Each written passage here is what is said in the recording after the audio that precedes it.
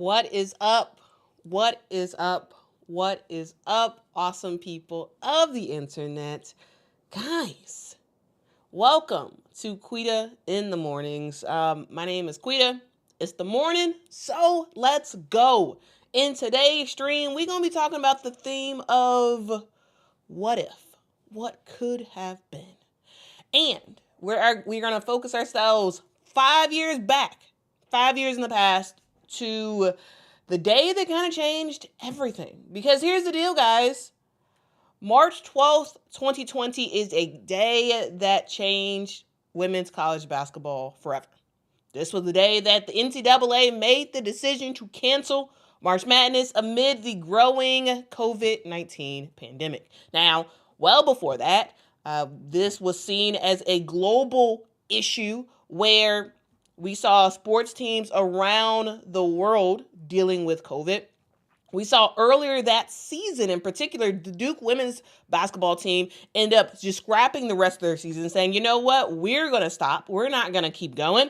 And the NCAA was in this will they or won't they mode. We had some champions crowned and some championships did not happen. We saw some conference championships happen. Oh, I can't even talk. Anyway, we saw some NCAA conference championships happen, notably the SEC. We saw some conference tournament championships not happen. Think about the Big 12. And with all of that happening, the NCAA made the decision to say, you know what, we're just going to cancel. And we're going to just scrap it all. We're not going to postpone. We are going to cancel. And at the time, here is what the NCAA said. The NCAA said today, NCAA President Mark Emmert and the Board of Governors canceled the Division I men's and women's 2020 basketball tournaments, as well as the remaining winter and spring NCAA championships. The decision is based on the evolving COVID-19 public health threat, our ability to ensure events do not contribute to the spread of the pandemic, and the impracticality of hosting such events at a time during this academic year, given ongoing decisions by other entities. So that was a statement that was released, and this was a thing that, their decision was abrupt, right? But in hindsight, it was inevitable because this was a moment of collective shock, collective sadness, disappointment, and just a whole lot of grief for many. Not just for the season lost, but for lives that were lost during this pandemic. And we just had a lot of what ifs. There was a lot of unfinished business. And 5 years later, we are still asking the question, what could have been? Here's the deal. This was a thing where we saw lots of favorites and contenders for the 2020 NCAA championship. For the women's side, I mark it down to 5, right? We saw a shaping up what was going to be a fantastic NCAA tournament. Of course, it was led by South Carolina, who at the time was 32-1 on the season. They were the clear front runners in the SEC, in the NCAA overall. They would have gotten that number one overall pick, number one overall seed. And the Gamecocks, they were led by the freshies. This was the year where Ty Harris and Kiki Herbert-Harrigan were going out, and the freshies, led by Aaliyah Boston, were coming in. And there was a lot of balance on the South Carolina roster. You had scoring, you had defense, and it seemed like the South Carolina team was going to be cutting down the nets in New Orleans. But ultimately, that didn't happen. But South Carolina was not all alone when it came to the best teams in the country, because we saw an Oregon Ducks team that's probably like the greatest women's basketball team in Oregon Ducks history. because they had the once-in-a-generation player like a Sabrina Ionescu. They also had Satu Sabli on this team, right? This was a extremely, extremely talented Oregon Ducks team with one of the best teams in terms of scoring. The Ducks had some unfinished business to deal with in 2020 after losing in the Final Four in 2019. And with Ruthie Hebert, Sabrina Ionescu, Satu Sabli on their way out of college, this was the year that they had the talent, they had the chemistry, and they had the grit to try to take it all. But ultimately, it was canceled, didn't happen. Then we also had Baylor, because Baylor, the defending champs at the time, they were nearly untouchable in the Big 12. Though they did have a rare loss, like right before the season was over. They had Kim Mulkey as their head coach, and Kim Mulkey knows how to win in March. They had a roster built for another deep run, and there was a question marks about, okay, well, what exactly was Baylor going to do? And then you had Maryland, who was on, at the time, basically a 17-game winning streak. They were peaking at the right moment. They had Brenda Fries at the helm, who had already coached a championship team in the past. They believed that this squad had the magic to make it happen. And then, of course, there's always UConn. The Huskies, they were not that big of a juggernaut in 2020. However, you just never count out Gino Auriemma in March. You just can't do it. And yes, they had some losses against South Carolina, Oregon, and Baylor, but they were coming together at the right time and had the players to try to make it to another Final Four. So we were set to have a fantastic heavyweight battle of the NCAA championship. We were ready to see some Cinderella runs. We were ready to see some unforgettable moments, but instead, we got nothing. No Selection Sunday, no first round upsets, no buzzer beaters, no Final Four, just silence. And for some players, this cancellation of the NCAA tournament in 2020 robbed them of their defining moment. For Sabrina Ionescu, at the time, the biggest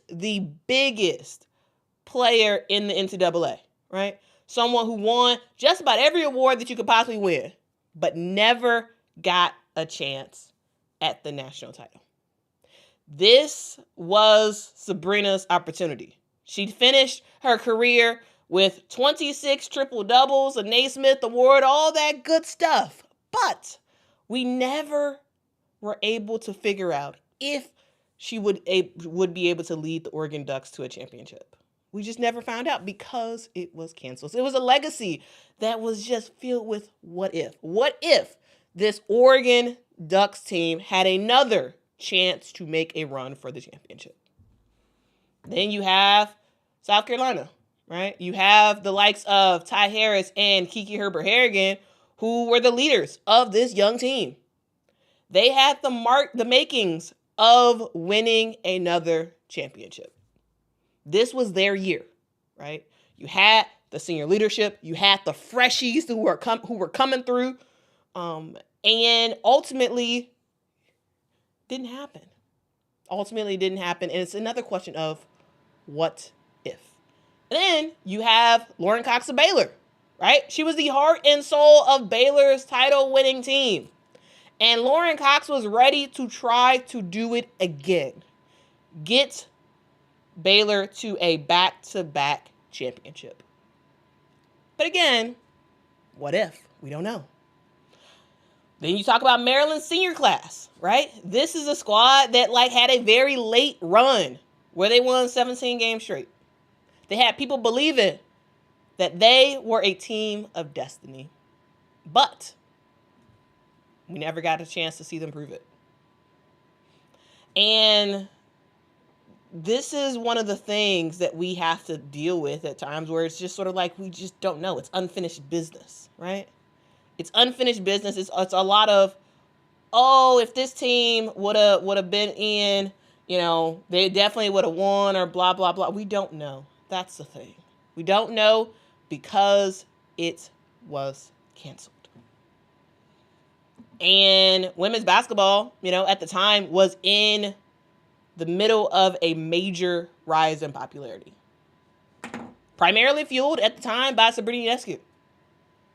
There was an opportunity for this 2020 tournament to be a defining moment in women's sports. But no champion was ever crowned.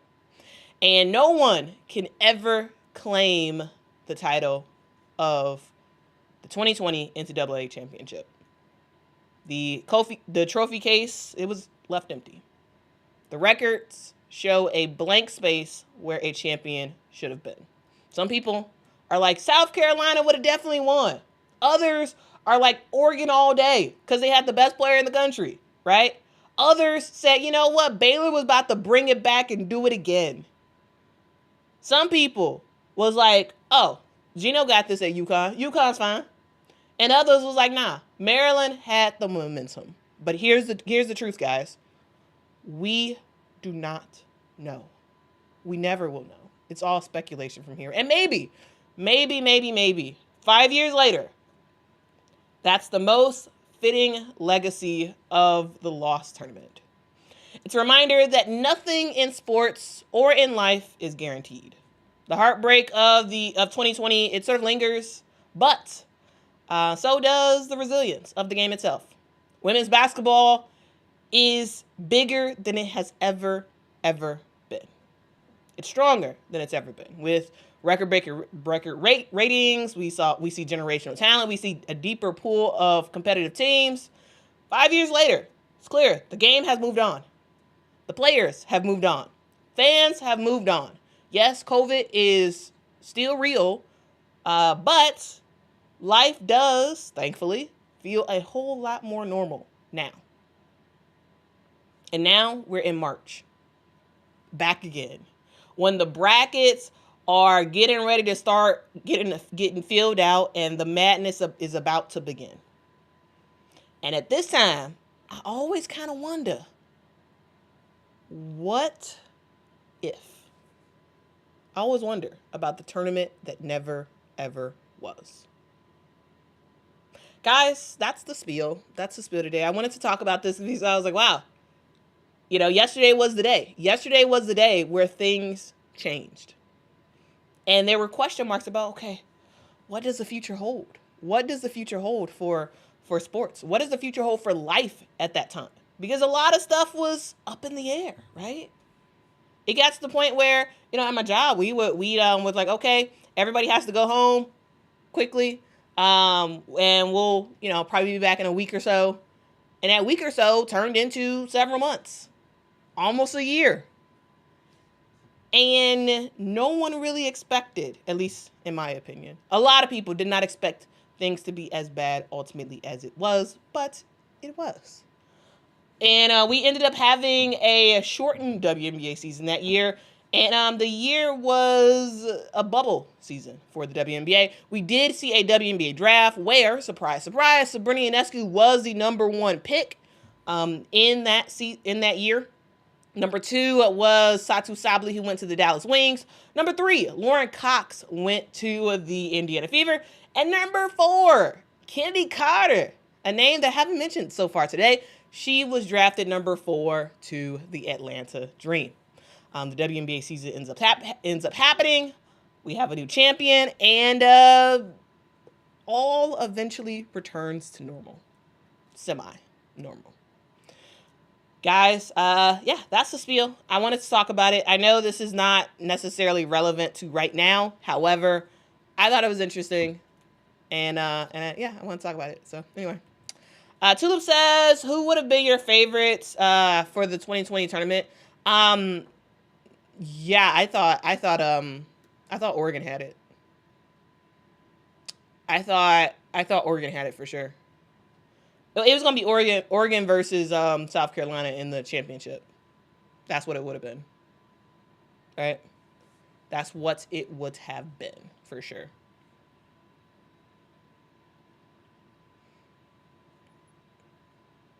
Let's see.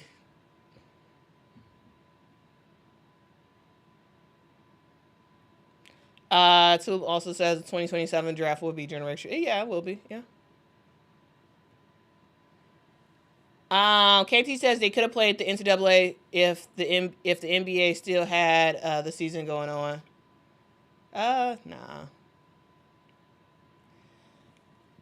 Con Lanny says, I still remember Sabrina Ionescu doing a virtual interview on ESPN, sitting in the car when she learned the 2020 NCAA tournament was officially canceled. Yeah, man, that was a long time ago. That was a long time ago.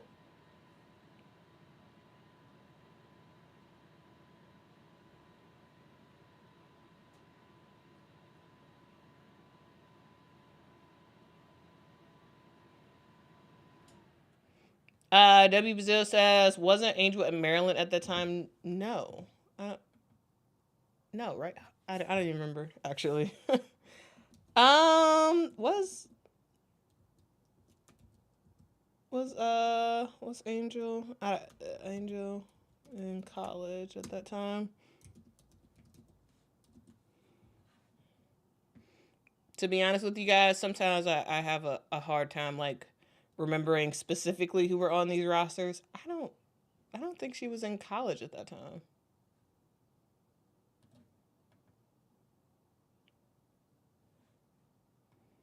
Um,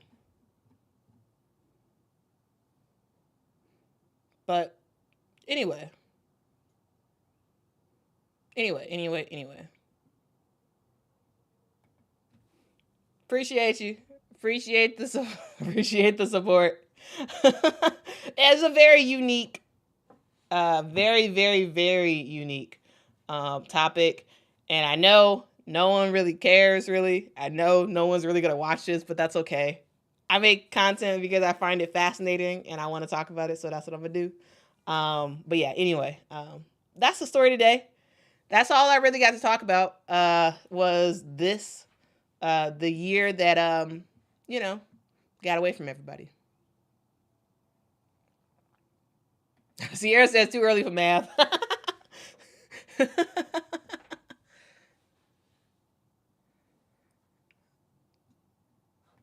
All right, Con Lennon says Caitlin, Paige, Haley, Angel were the top of women's high school recruits in the country at the time. Okay.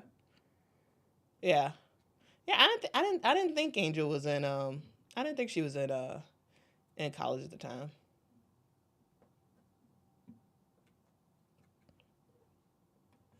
W. Brazil says this is a great topic. Nobody else is talking about it. Well done. Well, I appreciate you.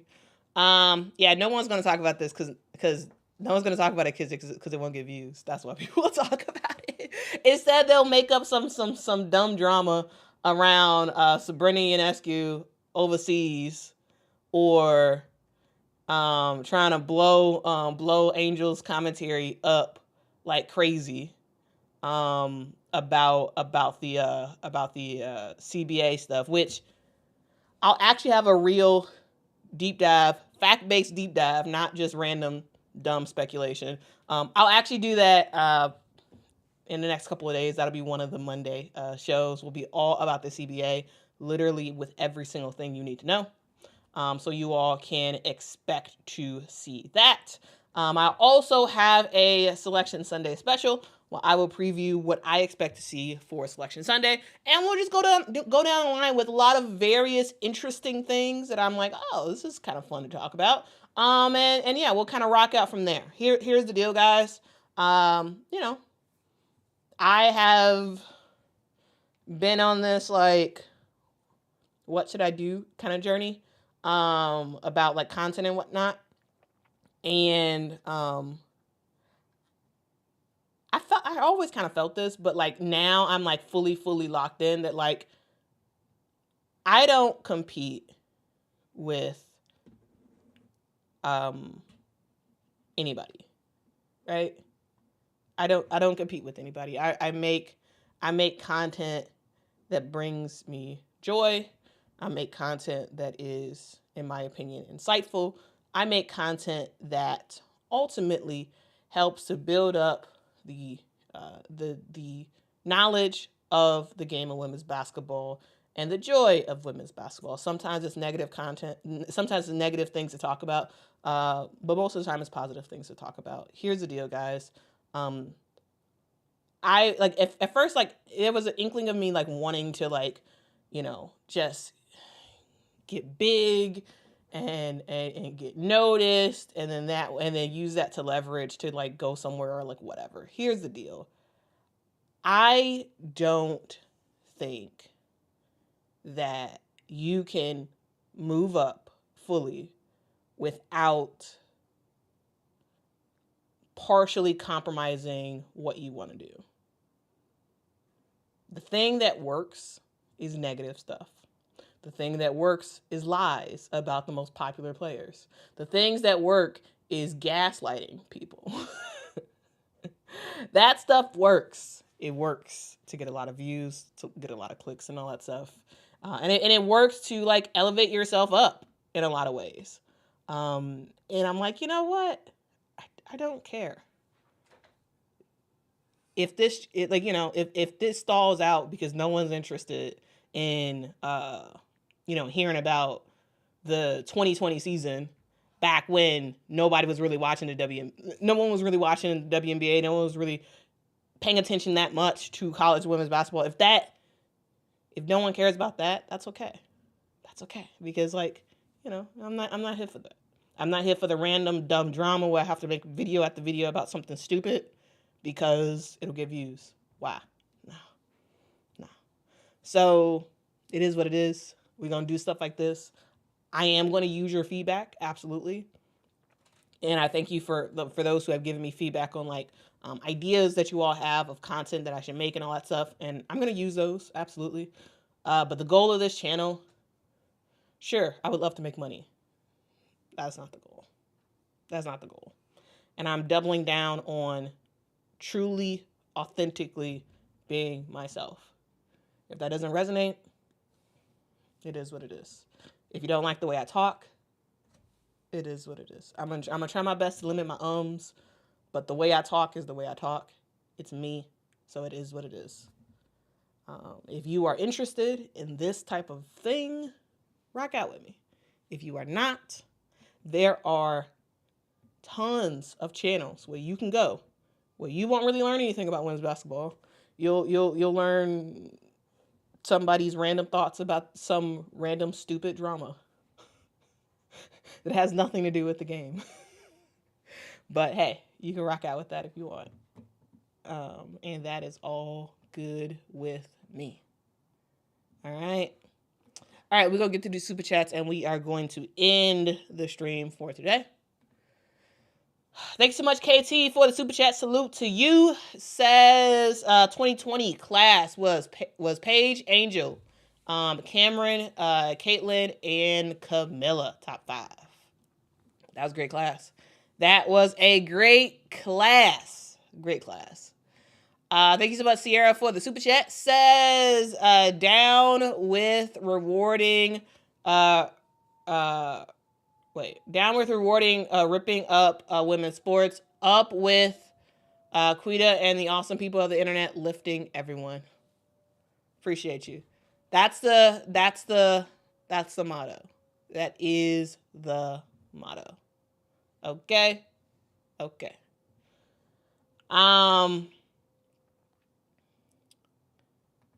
Quincy says Oregon versus South Carolina would have been interesting. Baylor would have been on the Final Four bracket with Oregon. Yeah, and I think Oregon would have probably got the job done in 2020, where they didn't get the job done in 2019. Says Oregon, UConn and South Carolina would have been on the same side. Yeah, and I think UConn ultimately would have lost. They ultimately would have lost to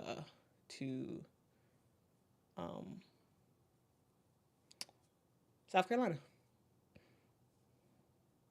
GFB says Baylor would have won. Hey, let me know in the chat. Who would y'all have gotten in 2020? South Carolina, Baylor, Oregon, UConn, Maryland. Who would y'all have gotten? I don't know. I really do feel like it would have been Oregon.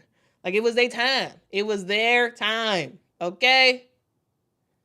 It was their time to make some stuff happen, Captain. Appreciate you, Clamp41. Appreciate your support. Says, went away. Says, love your content, Quita, and I appreciate your authenticity, intelligence, love for the game, and unbiased views. Go Gamecocks! So we got a South Carolina Gamecocks fan in the house, and also looks like Clamp is a Philadelphia 76ers fan. Cool.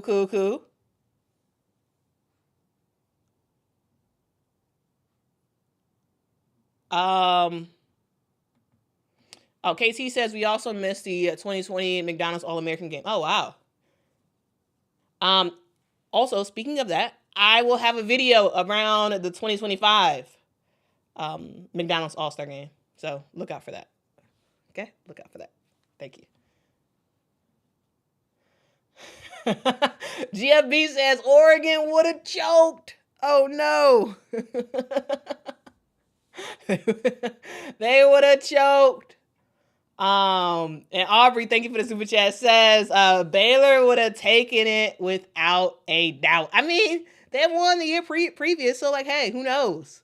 See, the thing about the 2020 season is like, now we can have these crazy arguments, okay? We can have these arguments around who in the world would have won, you know? And no one can ever be wrong. No one can ever be wrong. I love it. GFB says, Quita, which college team do you back? I feel like it's either LSU or South Carolina. I don't back anybody. Because right now, I don't care who wins. I don't. I just want to watch basketball. Like, women's basketball is my favorite sport. I like the way they dribble up and down the court. Yeah, I don't care. When I was younger, nah, I didn't like South Carolina at all when I was younger. No. Even when Don Staley first went there, I was never really rocking with South Carolina. Not in a way that I disliked them, but it was just in a way that I just didn't.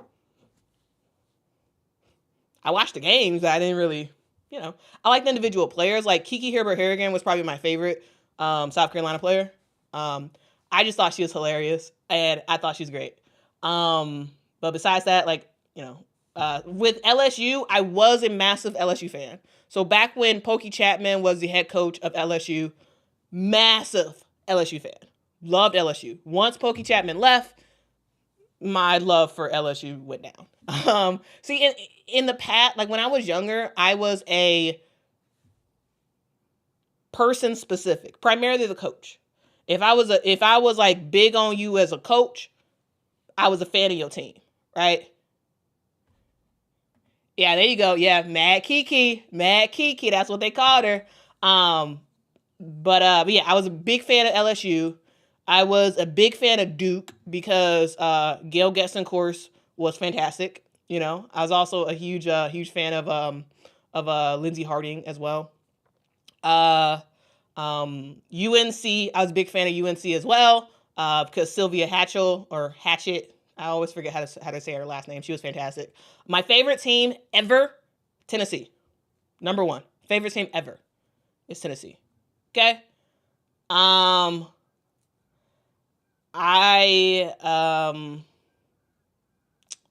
What other teams did I really like? I did really like Stanford. And I really liked Oregon. Not Oregon. Maryland. I liked Stanford because of Tara Vanderveer. I liked Oregon because I thought Brenda Frese was fantastic. Like I did, and I was a big Marissa Coleman fan. Like y'all remember Marissa Coleman? I was a big Marissa Coleman fan. I also, yeah, that's the thing. That's the thing.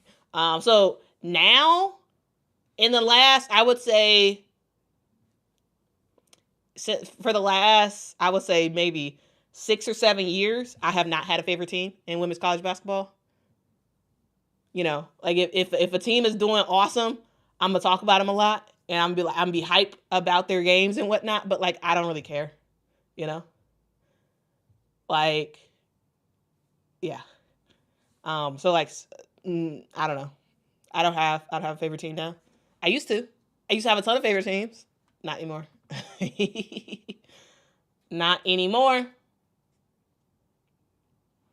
Clan 41, thank you so much for the super chat. Says also Ivory Latta, yes. Ivory Latta was a straight up baller. That girl, she was small, but she was mighty. Okay. She played for University of North Carolina. She was fantastic. Absolutely fantastic. Says when I watch Hannah Hidalgo, I see some Ivory in her. I mean, she definitely has that dog mentality. Like, Ivory Latta was like a beast. She's a beast. She's a beast. But anyway, yeah, that's the stream, guys. That's the stream. Here's the thing. If I lived close, I'm telling you, if I lived close to a college basketball powerhouse, I would be a fan of a specific team. Like, for example, I could totally see myself being a Notre Dame fan if I lived in South Bend. If I lived in South Bend, I would be a massive Notre Dame fan because to me, it's all about proximity. The reason why I'm a Chicago Sky fan is because I'm in Chicago. If I lived in Vegas, I would be a Las Vegas Aces fan, right? If I lived in South Carolina, I would be a South Carolina Gamecocks fan. If I lived in LSU, I would be an LSU Tigers fan. Like, I am very location based, you know? Because here's the thing, there's great stuff to talk about with every team. And so you just gotta pick one to rock with. And for me, I'm not rocking with no college teams because I don't live near a college powerhouse, right? But if I did, I 100% be a fan. 100%. KT says you should be a diehard DePaul fan. That's the thing. I was a DePaul fan. So back in the day, Allie Quigley was like one of my favorite players. Back in the day, I was a massive DePaul fan because of Allie Quigley. Because of her, I was a massive fan. And then once she was gone, I just wasn't rocking with them. I did watch Anissa Morrow when she was at DePaul. Yeah. So I go to DePaul games every year. And I have been. I've been going to DePaul games for forever. I don't go to every game, but I go to select games every year for DePaul. And I have been. So yeah, I've seen Anissa play for DePaul. For me, DePaul, I just can't rock with that name. Like their team name is the Blue Demons. Like, I just can't. Honestly, that's the real reason why I just can't rock with. Yeah. So I'll go to the games. I'll rock with them. I'll try to support financially, but like, I just can't be a huge DePaul fan because that name, I just can't stand it. Like, I just can't. I just can't stand their name. But yeah. Anyway, that's the stream. I feel like I've been talking too much. So I will end it here. Thank y'all so much for rocking with me. Make sure to hit that like button, hit that subscribe button, tell a neighbor, tell a friend that Quita Loves Sports is on the internet. She's in the mornings and she's talking about some women's hoops. Every day, I'm going to talk about different stuff. Like today was just focus on one particular thing because I didn't have enough time to do 3 different stories. But the goal is every morning, 3 different stories. We'll talk about it and we'll move on. Okay? We'll talk about it and we move on. So thank you so much. Y'all have a great day. Happy Thursday, everybody. Be productive. Be awesome. And I will see y'all tomorrow. Again, set your schedule. 7:15 Central Time. Right here on this channel. Okay? See y'all in the next one. Until next time, guys. Love y'all. See y'all in the morning. Bye-bye.